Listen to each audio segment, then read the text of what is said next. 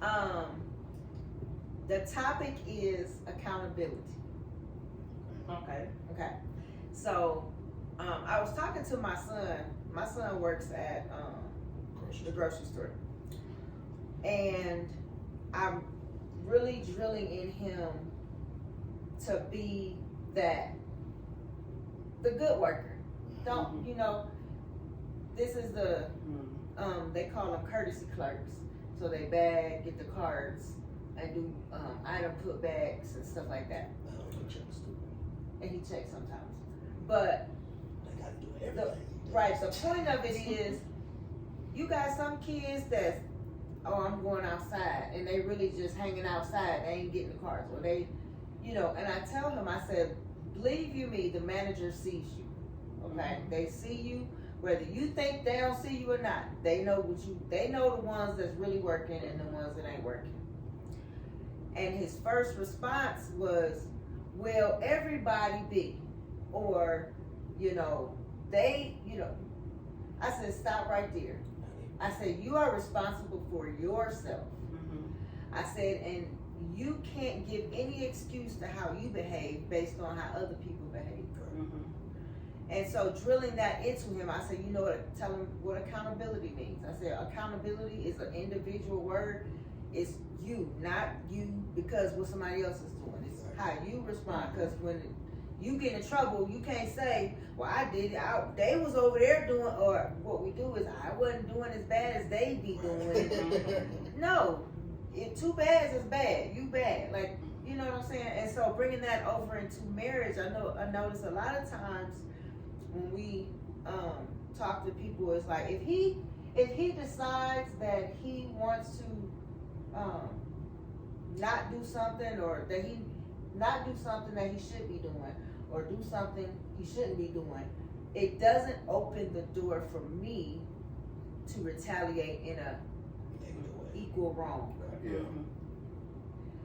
And so being accountable for myself, regardless of how he behaves. And sometimes that's hard because we're reactive. Yeah. Right? Oh, you gonna do that to me? You ain't the only one. I'm about to do, or, you ain't doing it. I ain't doing it. Yeah. You ain't acting like you supposed to. I ain't acting out.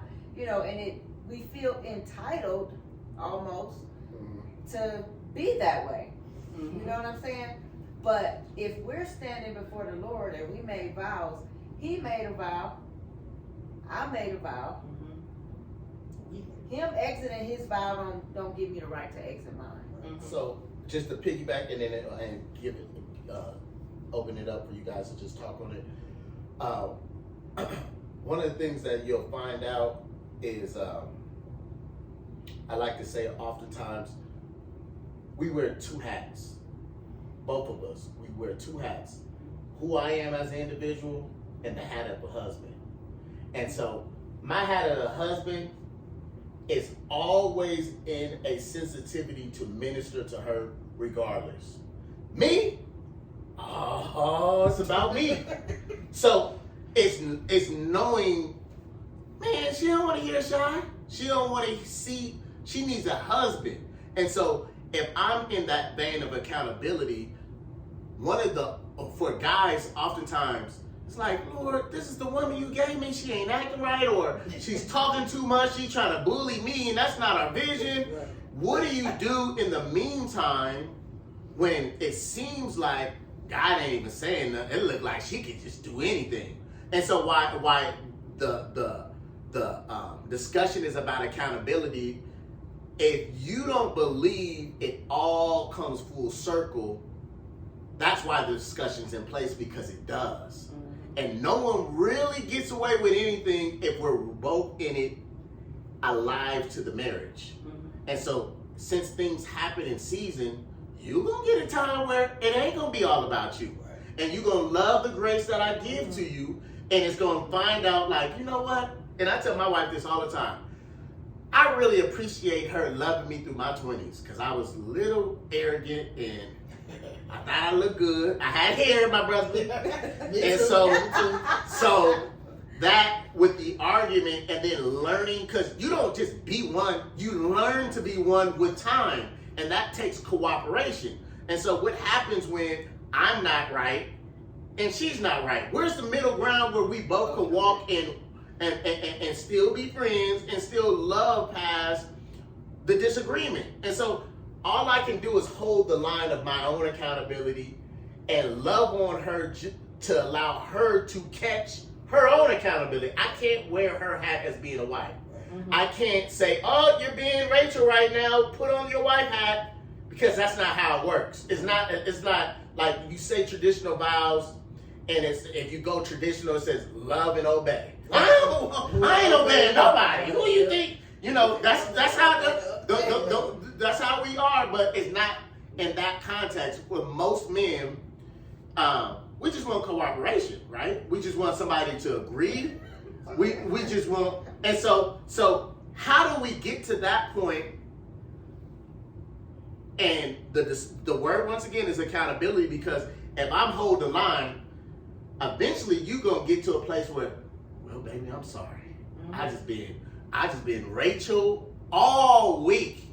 Sometimes all 2 weeks. And oh Lord, keep it going. And I, you know, when you're alive to your best friend, and years don't make intimacy what it is, it's you going at it alive. Mm-hmm. So I can feel when she touched me. She can feel, because my heart is into it. Mm-hmm. And so if we're really working together, I only can be responsible for my own actions to her. But if I'm wearing the right hat, my job is to hold the line of ministering to her the way she needs to, and vice versa. And if we're doing it one to another, then there's no self-centeredness towards ourselves. I know I gave a mouthful, but I wanted to just open it up that you guys can add to the topic of what does that look like in your marriage? Because once again, the nucleus is, how do we cultivate keeping the honey in the moon? Because this is our forever, right?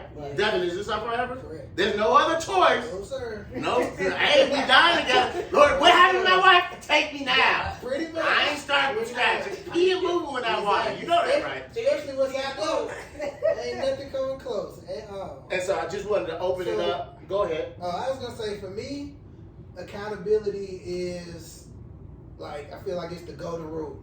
Treat others the way you want to be treated. So for me, when I'm talking to Shanika, or Shanika's talking to me, like, I try to listen, because I would want her to listen to me if I'm talking, or if I have something serious to say. And if I'm being selfish or whatever, then I kind of go back to treat others the way you want to be treated. Do you want her to be selfish towards you when you need something, or you want something, or things like that? And the other rule I kind of go by is to always put myself in her shoes. So, like, for instance, if she's at home and I'm coming home from work and I'm like, dang, I'm hungry, or I need to stop at the store, I always call her and ask her, you want something to eat? I'm finna go here, XYZ. You know what I'm saying? Or do you need something? Do you need something from the store? What are you doing? From the store, I'm gonna stop at the store real quick to get, blah blah blah. And it's usually the food part. She'll usually say no, but since I know her, I'm like, I know if I come in with some food, she gonna want some of mine. So I get something that she wants, or I know that she likes, or I know she will eat, whether it's this day or the next day. And I get something for myself, and I always know that I'm gonna have to share whatever I get with her anyway. So if that comes around, then I get two things, one for me and one for her, and if she don't eat it, then I can eat it the next day. So it's kind of, I learned that over the years, and a few movies here and there, but for me, it's literally treating the person as if, I'm treating myself. I want to treat Shanika like a queen that she is, and she wants to treat me like the king that I am. So I feel like if you're always thinking about the other person and not putting yourself first, and she's always thinking about me and not putting herself first, it's always going to be easy. You ain't never going to be bumping heads. The only issue when you bump heads is when one of the two becomes selfish. And when that happens, then that's when you have to have a cool out moment of conversation, or you want to be selfish? All right, go over here. I'm going to be in the bowling alley. Let me know when you want to grow up and be an adult again. We can have a conversation about what's going on or what happened or what the issue is. So that's funny you said that. We used to do that. We'd be like, how long you need? yeah. Like, because we do get frustrated. Yeah, I mean, it's human nature. Right, human nature. You get frustrated. I get frustrated, and sometimes you need a minute. Right. I'll give you that minute. I'll be back. Right. And usually cooler heads prevail. Because it's hard to, have a conversation when you're both mad at each other. You're just both yelling at each other. Nobody's listening. Nobody listening. Yeah. And when we got married, this old couple that came to the wedding, they had been married for a long time, like 50, 60 years or something. And we was like, "What's the secret? What do you do to, stay married?" And yeah, she was like, "I always argue naked. I always argue naked." It's like, it ain't gonna be much arguing if you naked, yelling at each other. Like, it ain't gonna be too much arguing for a very long period of time. You're gonna be making up eventually. That's funny. I was like, okay, we'll take that into consideration. And it's worked a few times, so shout out to them. Yeah, for me, accountability is just treating others the way you want to be treated. Like, that's the golden rule. I try to take that into work and outside in the world, and it usually comes back. So that's just that's how I live my life. I'm teaching my son that as well, because he just now trying to get it. So when my son goes out, he's like, you came home and didn't ask nobody what they wanted. But when I'm out, I feel like we always argue about who loves who more. I think I do. I say I do because I consider, and that's part of just me. Like, I just be thinking I'm a trait this thoughtfulness. And so when I'm out, I'm like, oh, dang, who needs this? Oh, let me think, who needs it? Like, I'll see something, and I'm like, oh, and I'll bring stuff home for him all the time, bring stuff home for my son all the time. But when they come home, they empty, and I'm like, what's really going on? Right. Right? And when you said she gonna say no, I'm like, yeah, most of the time I say no. But just the thought of asking, it's like, okay, you was thinking. Yeah, I was gonna say, I have to say that I learned a lot of what Devin just said from Devin. Like, just by being in it, like, not malicious, but really learning how to tune in and listen, really listen, and just see how he operates. And for me, learning how to do it, I really had to mirror his actions, because a part of my upbringing, like I said, I was really in the streets. I mean, I was having sex and dating at 12, right? And I'm just out here, and I met a lot of sucker junkers, for lack of a video. And I wasn't treated right and fair and stuff from an early age. I really learned to not get over on people, but I'm not finna get ready to, like, as freely give of myself to you if you have not earned it. Yeah. Right? And a lot of people really had not earned it. Like, in a way, never had, but that intimate piece of it, I knew how to do it, but it wasn't the first thing that came to my mind to do. So I was like, oh, well, Devin always asked me this, or he always do this for me. Okay, I think I should do this for him as well, because he's showing me his, I call it love language, his consideration. And just by looking at him, it helped me to begin to see, like, oh, this feels nice. Yeah. This feels good for somebody to consider me in this way. And then I asked myself to hold myself accountable. Am I considering him in the same way that he considers me? Just on this trip, I think I just learned something new, a new one. He said that he wanted me to I said it was cold outside. He was like, it's not cold outside. I said, yes, it is. He's like, get out of the car and see. And I was like, no. He was like, just get out of the car and see. I was like, no, it's cold. You don't never do what I asked you to do. And I was like, oh shit. And that's a instance of accountability, of being accountable, right? Because I had to self-check myself, like, hold on, my husband just told me I don't never do what he asked me to do if it's just simple. So I was like, okay, did I apologize? Yeah, you apologize. Okay, I just want to make sure. I thought I did. And we had those little check-ins as well. Yes. So I was just like, okay. So I said, let me get out the car. because this is not about the issue. Yeah. And then I said, you're absolutely correct. It is not that cold out here. And I apologized, and I was like, I'm sorry that, you know, I didn't get out when you asked me to, you know, just so I can see, because it really was like a simple request. Yeah. And then he ended up telling me, see, was that hard? Just to roll out the car. You know, that's accountability.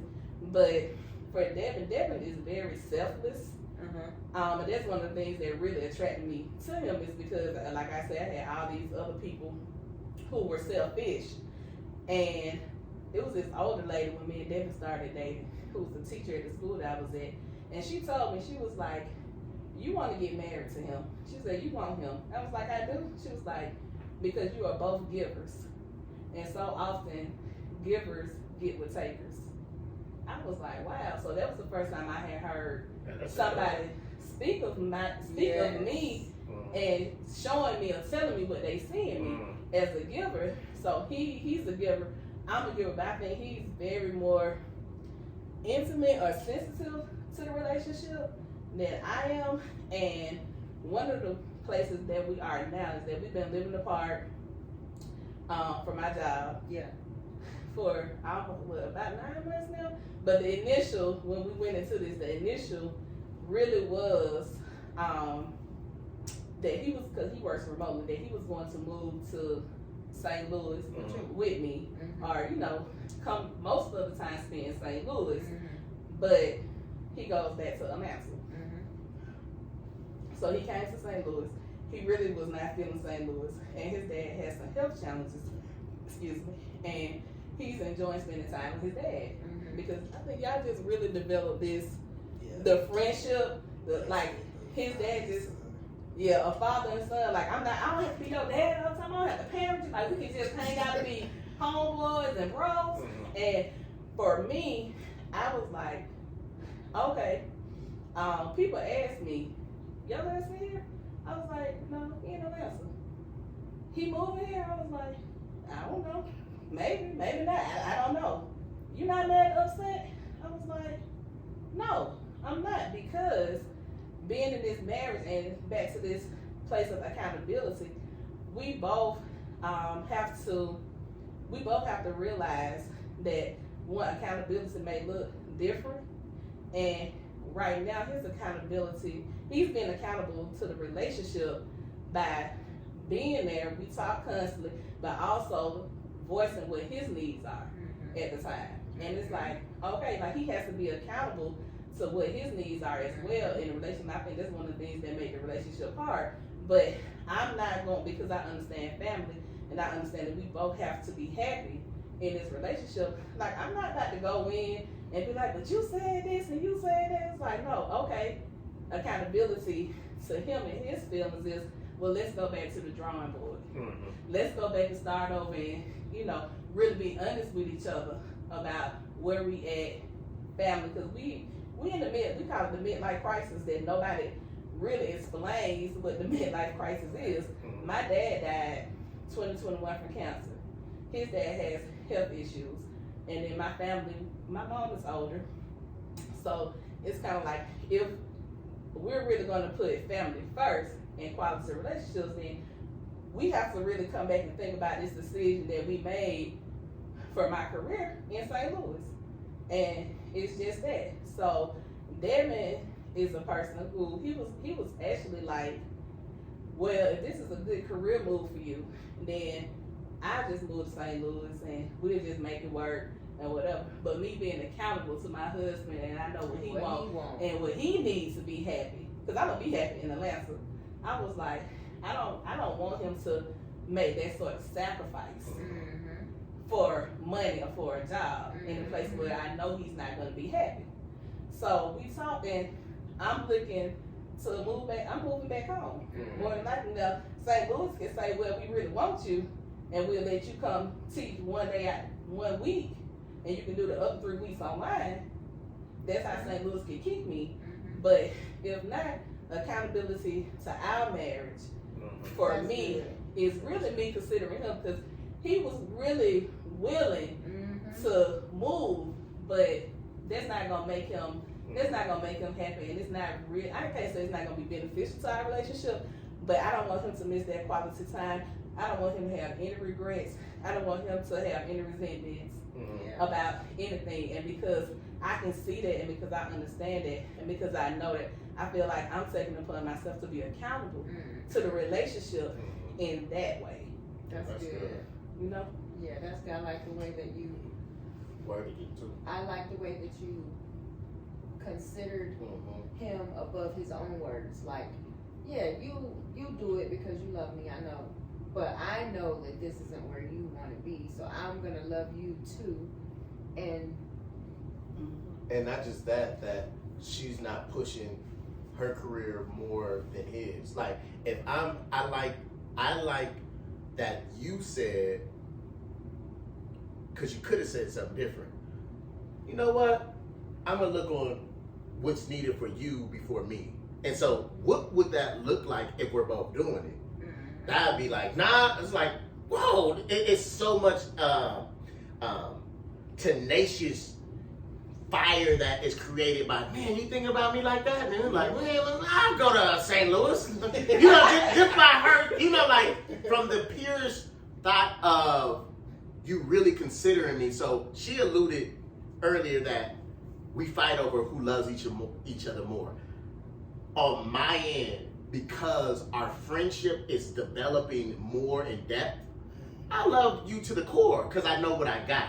Right. And so I think just what you shared is one of the reasons why the introduction of accountability is very important. Is what does it look like when we both have different ideas? And so who's going to hold the line through the frustration when it just doesn't click immediately or it needs to be revisited over time? Can we move in love enough to cover one another and we move in a flow that is beneficial to one another? And so I think one of the biggest things that when you don't think you're cheated by holding your own accountability line, it all turns around for the common good of the relationship. But if we're both struggling for who's right, and it was your turn last time, and so it's like, man, what kingdom are we trying to build? Are we trying to build your kingdom and my kingdom? Or what do our kingdom look like together? Because one thing, and I think one thing that comes with being alive to the relationship, by being alive to the relationship, season changes where you get to experience the highs, the lows, the increases and the decreases, and then you find out at the end of the day, I still got my baby. Right.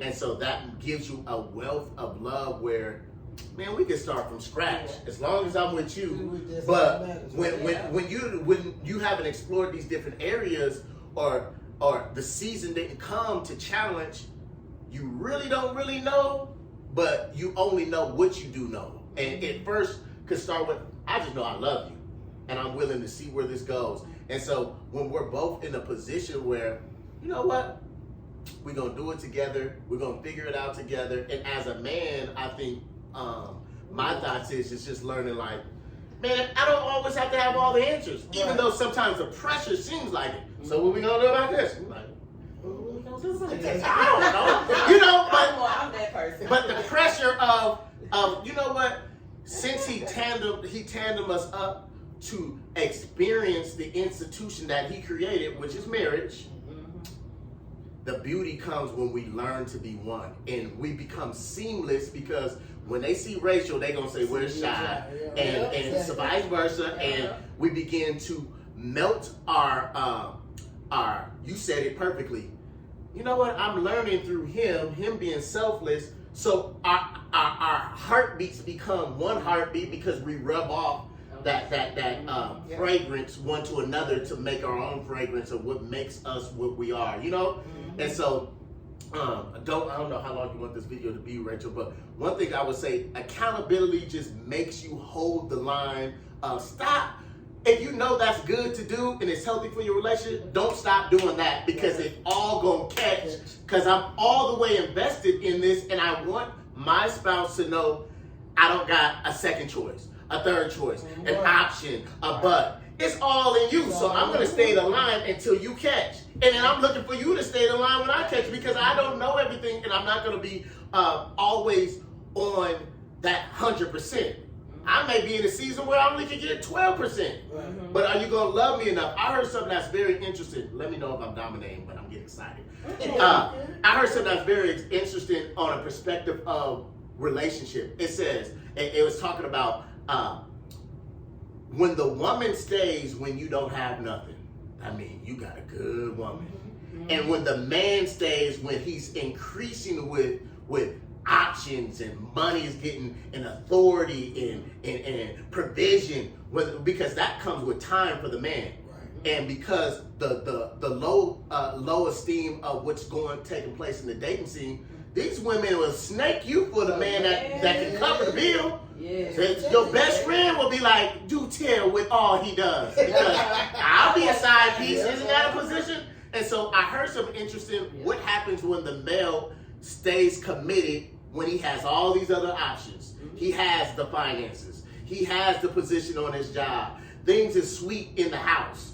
Can you keep that cultivated, and vice versa? The struggle when he may get laid off for a season. The money's not coming in. You don't have all the, you know, and so will she still be in place? And I thought that was super dope, because we all have our different challenges, but for the most part, when you know someone's for you, we can love it. We can love that up until it looks like what it wants to look like for you. Team Garrett may be different than any other team, but one thing that we want to promote is, how do we stay in love and promote the legacy that two is better than one? Right. And it's a lie to say, I can do it without. Myself. Yeah, nah, man, we need help.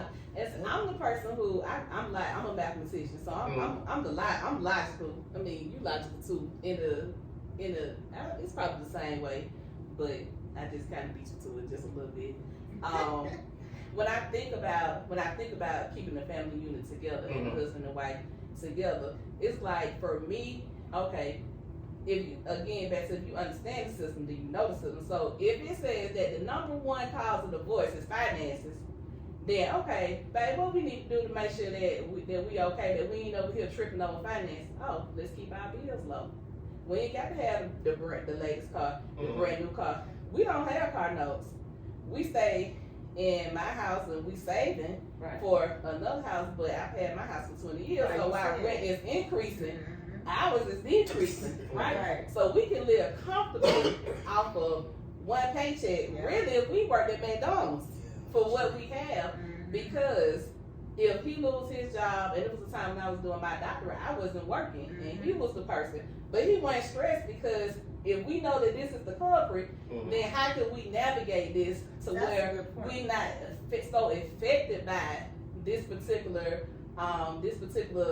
tenant that we know of financial distress that really brings in strife and causes all kind of stress into a relationship? We're gonna minimize that. We ain't gonna go out here like, we want to have this and that, but is it healthy for our marriage? Yeah. In the long run. It make me think of, I was telling somebody, man, I'm glad I didn't teach my kids the black curse. And it's like, what's the black curse? No. Oh, Easter, let me go on and buy the new shoes. Let me buy the, every situation we gotta spend money to seem like we have it, or we wasn't in the last year stuff. I'm like, but to have that practicality of what will make this area successful, who's willing to do that?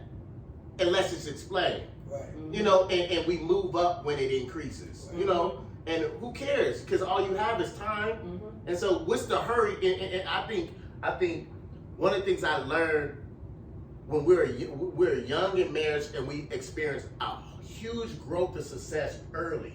We only lived in this house for a year, moved to a bigger house, and finances was great and stuff. But then we didn't know there was a season that it would go down.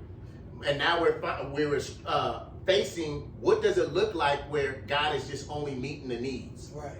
You ain't out on the street. Right. Somebody was renting this house, so we wasn't, we gotta kick you out. We need to, and so just figuring out to go to a place where it's our pace. Mm-hmm. There's no competition of what the culture is saying, how to do it, when to do it. Because you get to do that stuff and you like, that's not where my piece is. Right. And why did I do it anyway? Right. You know? You And look so, back on it like, that was a waste of money.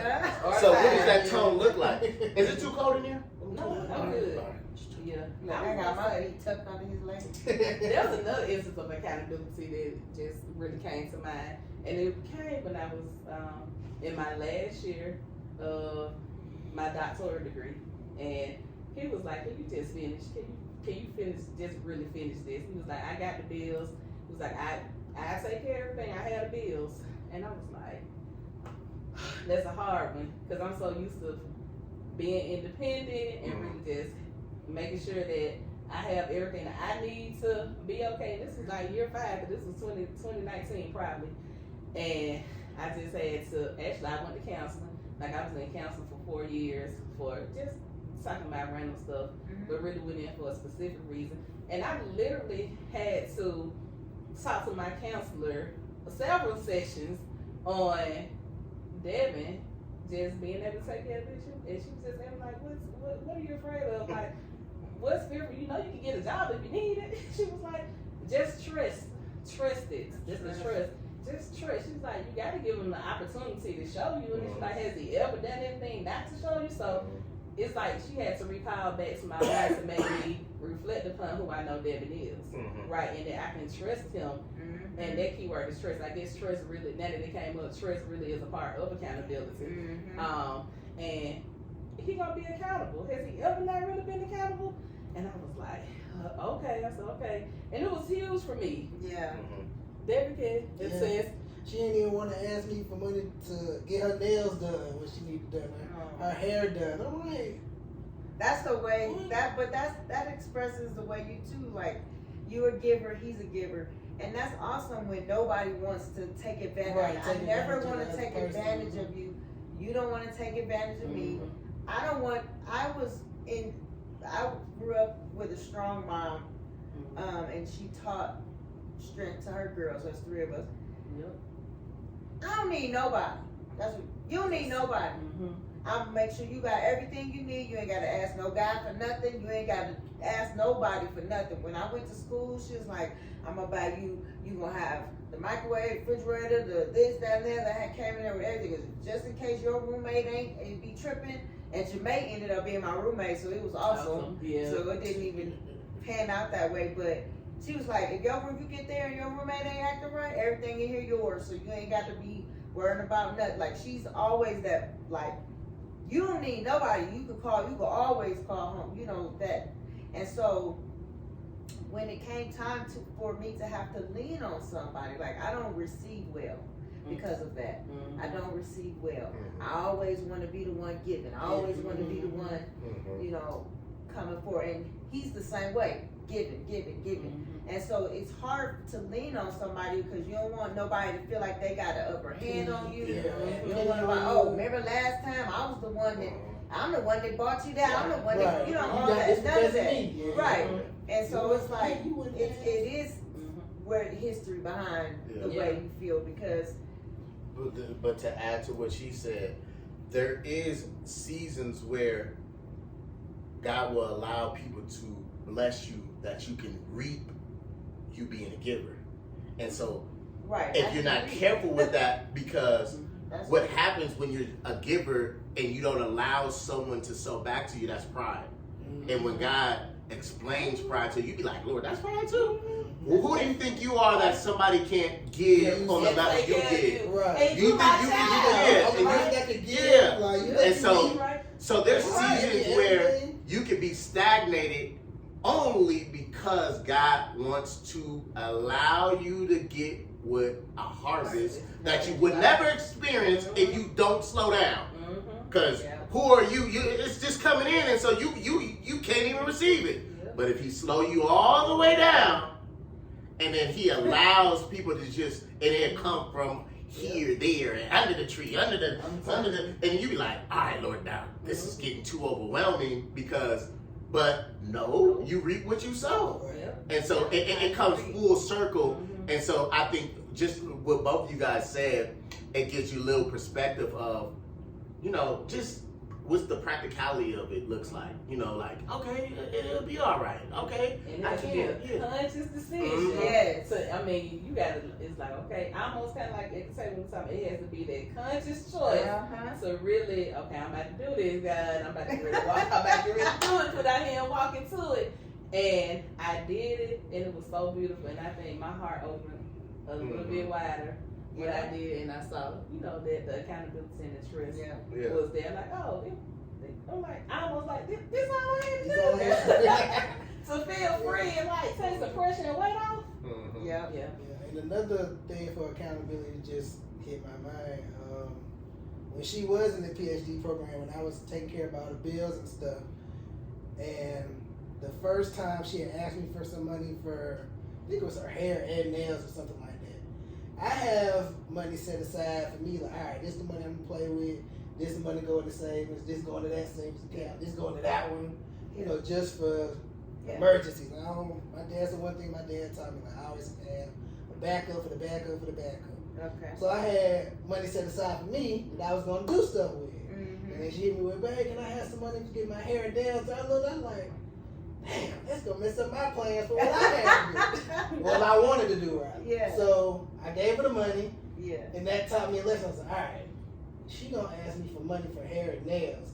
I need to have money set aside for that. That's not gonna interrupt my stuff. Yeah. So that's when I went in and changed the, you know, bank account stuff. Allocations. And the year allocation, and I allocated 10% of my check to this account, and that's the Shanika fund. So anything she needs, I didn't even know. car wash, whatever, it come out of here.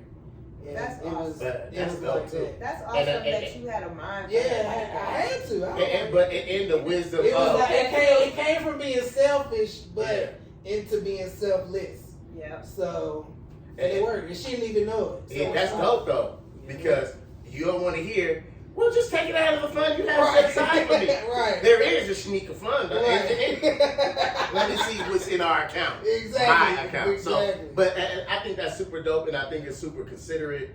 And likewise, like even through our little ups, and my main functionality was, whenever it opens up, I'll get it. Whatever my wife say we need, I'll give all my check to the house.